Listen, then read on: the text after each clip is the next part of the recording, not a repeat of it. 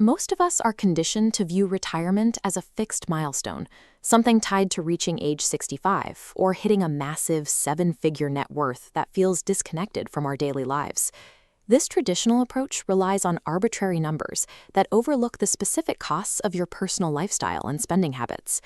The MR Stickman serves as our guide as we transition away from calendar dates toward a calculation based on your personal savings rate relative to what you actually spend. To find your specific exit point, we need to define the variables required to calculate a formula for leaving the traditional career timeline behind. Pursuing independence requires moving your focus off the calendar and onto the specific recurring costs of your annual expenses.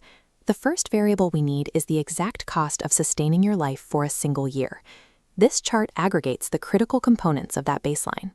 We are looking for a post-tax figure that covers housing, food, healthcare, and the lifestyle choices that keep you comfortable. Gross income provides an incomplete picture for this specific calculation. A high salary only facilitates independence if it isn't immediately consumed by lifestyle costs. The money actually required to live is what defines the finish line. This personal post-tax expense number provides the only grounded anchor for determining how much capital you actually need to stop working.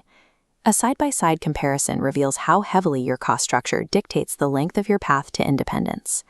In Scenario A, a high-cost lifestyle requires $120,000 in post-tax spending every year. In Scenario B, an optimized lifestyle requires $48,000.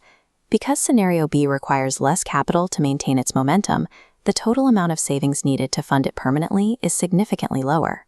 Managing your cost structure offers a much more direct lever for achieving an early exit than simply trying to increase your income.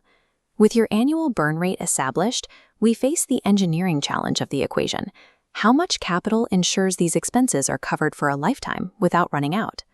To find a reliable answer, we look to a landmark piece of financial research known as the Trinity Study. Researchers analyzed retirement portfolios over 30-year horizons, testing how various mixes of U.S. stocks and bonds would have survived the market volatility of the 20th century. This graph illustrates the study's primary conclusion. A 4% initial annual withdrawal rate served as a safe benchmark for sustaining a portfolio over 3 decades, even through major economic downturns.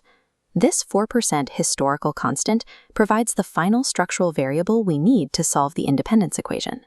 Since history shows that a 4% withdrawal is sustainable, we can work backward to find the total portfolio size required to generate that income. The math is straightforward. Multiplying your annual post-tax expenses by 25 reveals the exact target capital needed to support a 4% withdrawal rate indefinitely. This rule clarifies the gap between our 2 case studies. Scenario A requires $3 million to sustain its spending, while Scenario B achieves the exact same level of independence with just $1.2 million. This final portfolio size represents the mathematically verified baseline required to fully sustain your chosen lifestyle through your assets. Financial independence is not a vague future date. It is a controllable, math-driven finish line dictated by the efficiency of your personal expenses.